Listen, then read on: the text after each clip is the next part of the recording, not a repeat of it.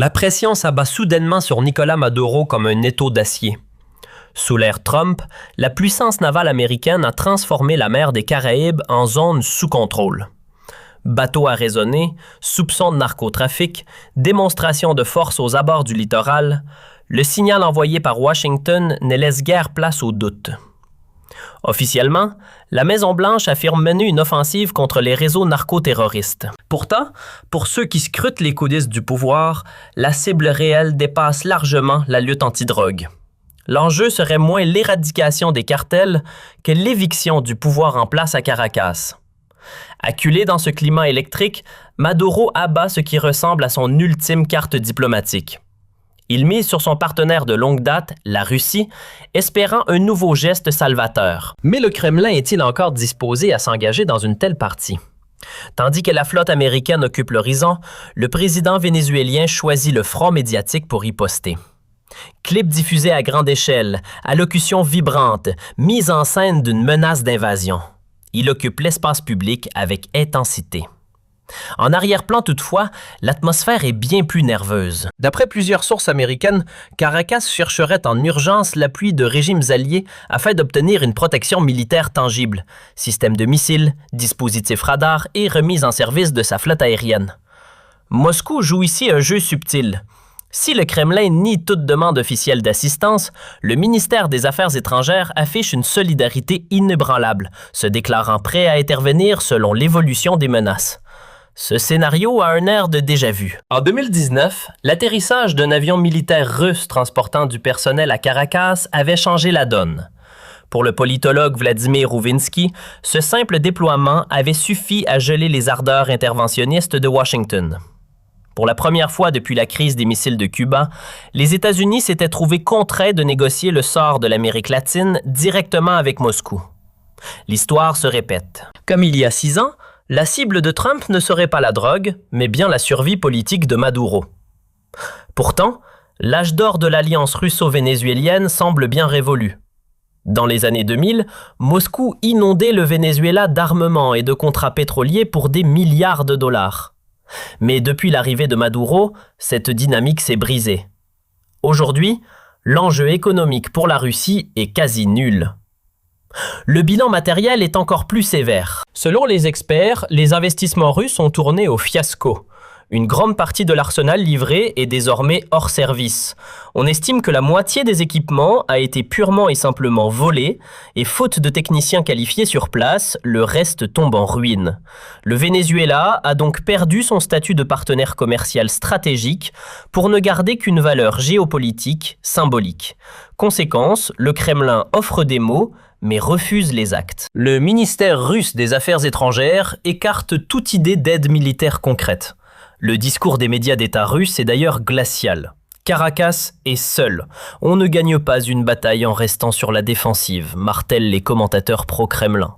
Une façon polie, mais ferme, de prévenir Maduro. Il ne doit pas compter sur un sauvetage spectaculaire venu de Moscou. Pourquoi ce retrait russe ? D'abord, pour une raison de priorité stratégique. Moscou est aujourd'hui totalement absorbé par la guerre en Ukraine. De plus, le rapport de force n'a plus rien à voir avec 2019. La pression s'abat soudainement sur Nicolás Maduro comme un étau d'acier. Sous l'ère Trump, la puissance navale américaine a transformé la mer des Caraïbes en zone sous contrôle. Bateaux arraisonnés, soupçons de narcotrafic, démonstrations de force aux abords du littoral, le signal envoyé par Washington ne laisse guère place au doute.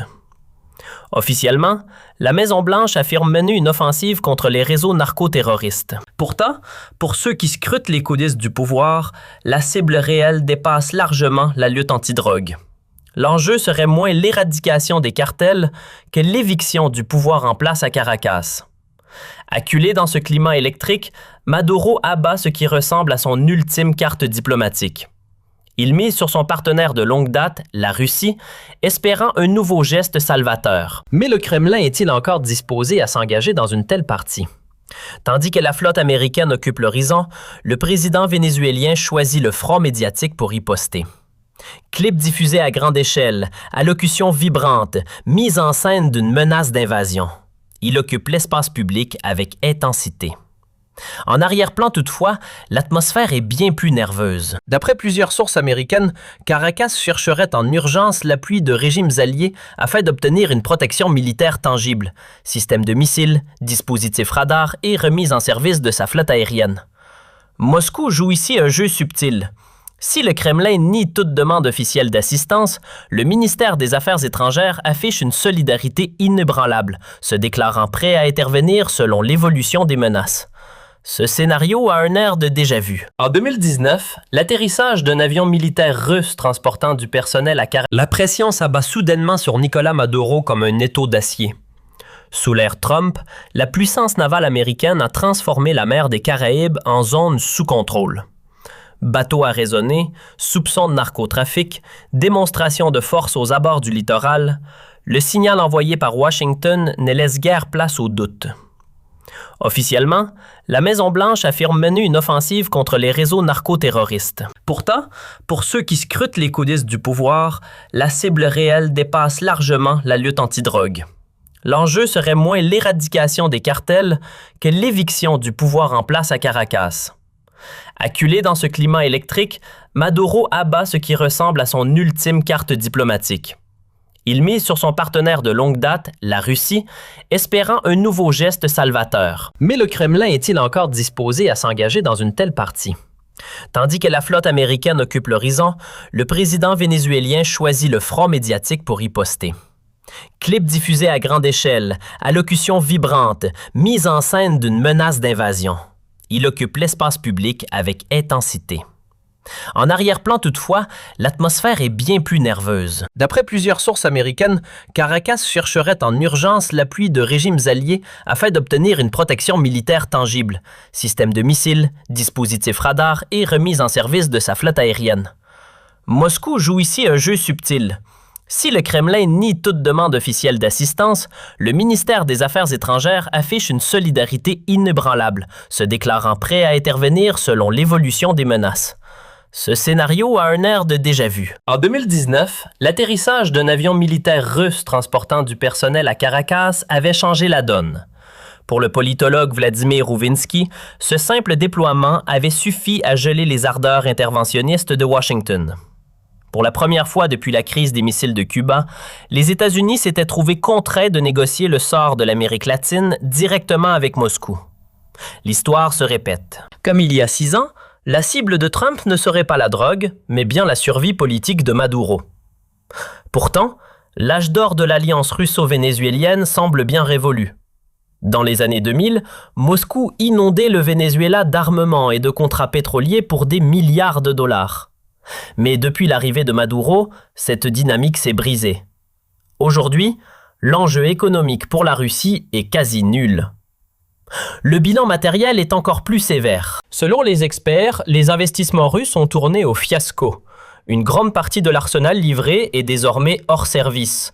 On estime que la moitié des équipements a été purement et simplement volée, et faute de techniciens qualifiés sur place, le reste tombe en ruine. Le Venezuela a donc perdu son statut de partenaire commercial stratégique pour ne garder qu'une valeur géopolitique symbolique. Conséquence, le Kremlin offre des mots, mais refuse les actes. Le ministère russe des Affaires étrangères écarte toute idée d'aide militaire concrète.